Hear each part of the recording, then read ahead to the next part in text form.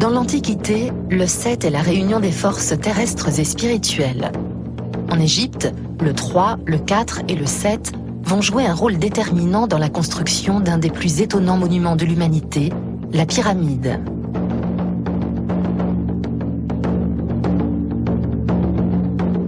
Construite sur une base carrée et pointant vers le ciel en triangle, elle symbolise la communion entre les mondes terrestres et divins. Le nombre 7 est aussi le nombre de la transcendance. Il est le plus fort et peut-être le plus ancien des symboles de la grande civilisation égyptienne.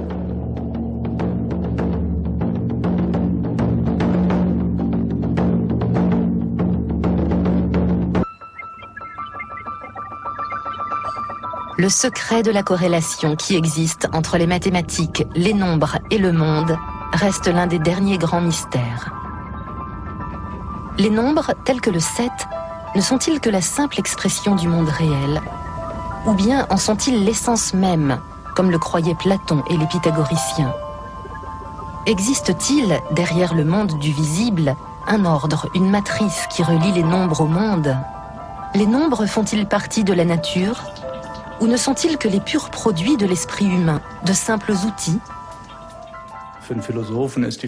Encore aujourd'hui, les philosophes s'interrogent sur la nature du nombre. Ceux qui sont à la fois philosophes et mathématiciens se perdent en conjectures. De fait, on adopte les nombres parce que ça fonctionne très bien comme ça.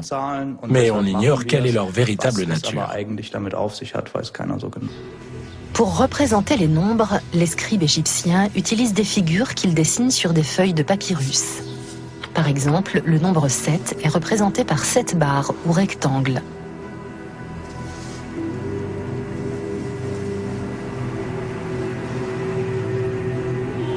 Dès l'origine, le nombre 7 se démarque des autres nombres.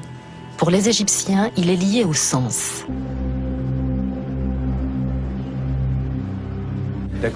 Pour les Égyptiens, la vie ici-bas devait bien sûr être vécue. Mais ils savaient que la vie dans l'au-delà avait quelque chose à voir avec l'éternité et cherchaient par tous les moyens à assurer leur passage dans notre monde.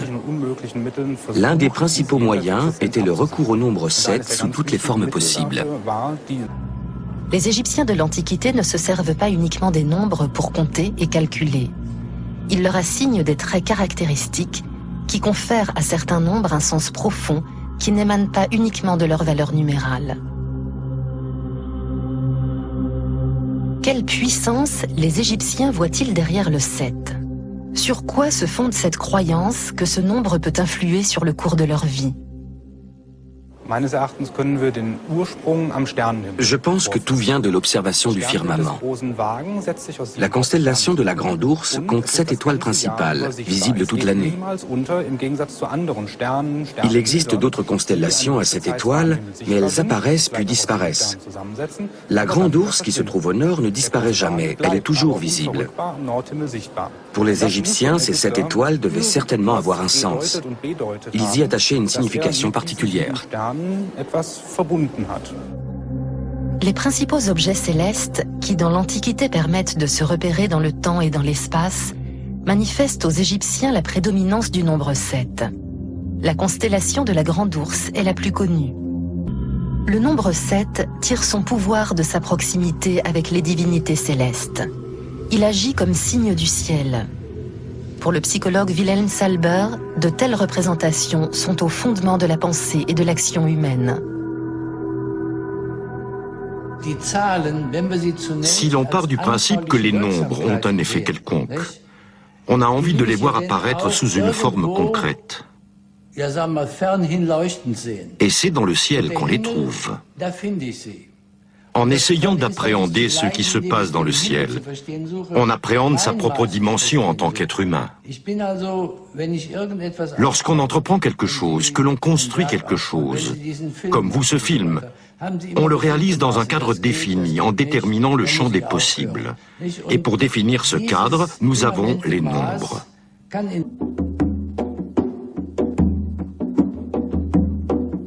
Au royaume des pharaons, le 7 est un nombre protecteur puissant lors du passage dans l'au-delà. Il rend possible la rencontre avec les dieux, car en lui s'unissent les propriétés du 3 et du 4, du divin et du terrestre.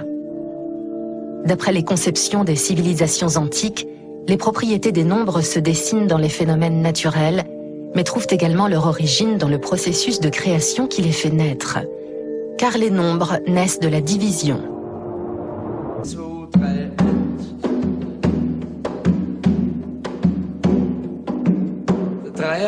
Dans le 3, il y a toujours quelque chose de rond. Le 4, c'est l'association de 2 et 2. Quand un chef d'orchestre dirige, il va toujours de gauche à droite et de haut en bas, dans un mouvement continu. Ça forme un ensemble. Le 4 se différencie du 2 du fait de ce croisement.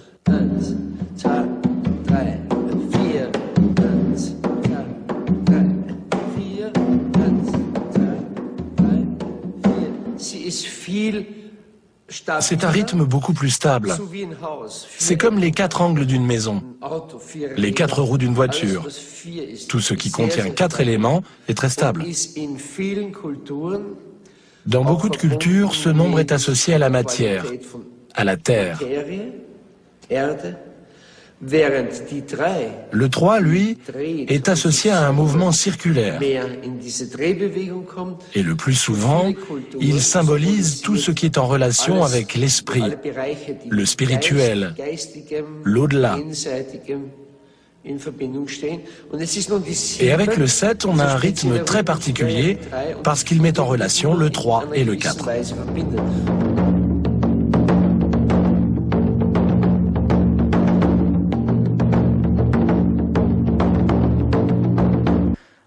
Lorsque les Grecs de l'Antiquité, tels Pythagore, ont posé les fondements des mathématiques modernes, ils essayaient dans une plus large mesure d'appréhender le monde par les nombres.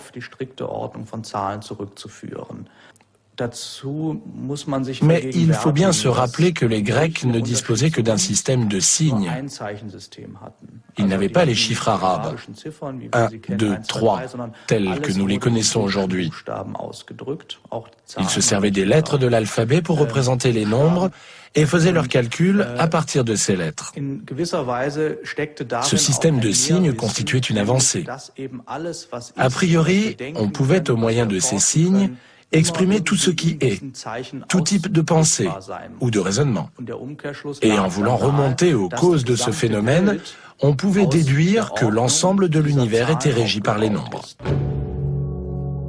Attachés à l'harmonie des nombres, les pythagoriciens constatent avec admiration et perplexité qu'en divisant le nombre 1 par 7, le sacré, ils obtiennent un nombre irrationnel, bizarre, une suite infinie de nombres.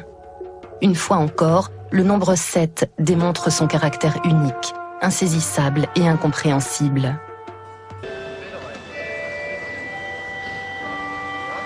Dans la cathédrale de Fribourg, en Allemagne, les nombres sont devenus pierres. Lors de sa construction au Moyen-Âge, les bâtisseurs ont déterminé des mesures très précises, fondées sur la symbolique des nombres. Mesurées en aunes, les dimensions de la flèche sont toutes des multiples de 3, de 4 et de 7.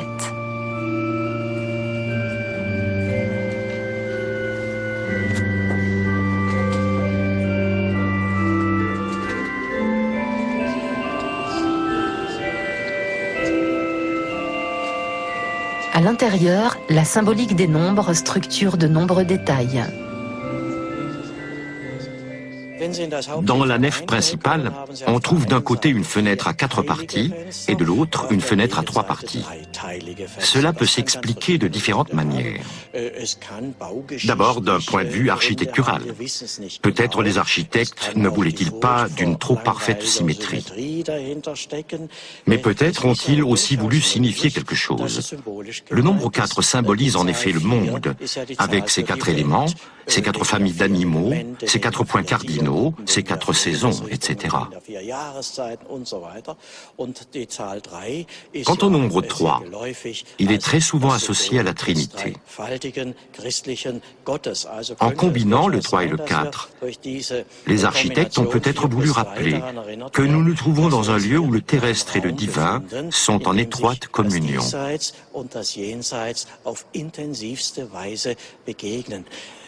On me demande souvent si cela est démontrable.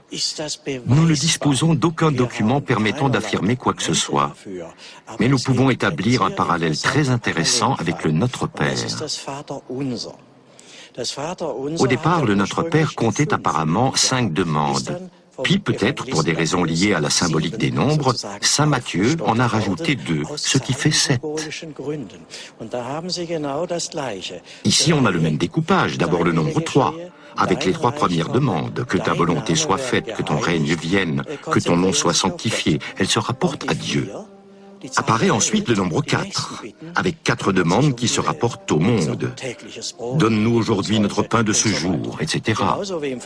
Au Moyen-Âge, tous les enfants savaient que le Notre Père combinait le 3 et le 4 parce que les prêtres l'expliquaient dans leurs sermons. Ici, dans la cathédrale de Fribourg, la disposition des fenêtres relève peut-être de la même symbolique. Comment se peut-il que les mathématiques se conforment aussi bien aux choses du réel ? Se demandait Albert Einstein. Ceux qui s'intéressent au nombre sont tous taraudés par la même question. Comment se fait-il que les formules mathématiques, les nombres, soient à ce point en adéquation avec le monde? Je n'ai pas de réponse à cette question. Mais je dirais simplement que la connaissance du monde se fait par le biais de codes, qu'on définit de façon plus abstraite par les nombres et les chiffres. Nous explorons le monde à partir des instruments dont nous disposons. C'est logique que nous trouvions les nombres dans la nature parce qu'ils sont l'instrument avec lequel nous l'explorons. On attribue des nombres à tout, même aux choses qui ne s'y prêtent pas vraiment. C'est comme ça que fonctionne la science. Certaines concordances existent entre les nombres et la nature parce que l'homme en a décidé ainsi, parce que les nombres sont l'instrument le plus précis dont il dispose. Mais cette explication ne suffit pas, parce que dans les faits, on a des exemples de phénomènes naturels qui répondent à des logiques mathématiques, mais pour lesquels on n'a pas encore réellement d'explication.